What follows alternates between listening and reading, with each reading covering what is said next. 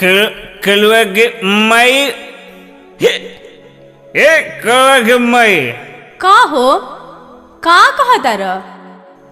हमरा के 500 रुपया दे। 500 रुपया? ई तो 500 रुपया का करब? हम कुछ करब ऐसे दूसरे मतलब हमके 500 चाहिए तो चाहिए। एकर मतलब कि तू गांव के लोग के संगे फिर पिए वाला धंधा अपना ले बाड़ा।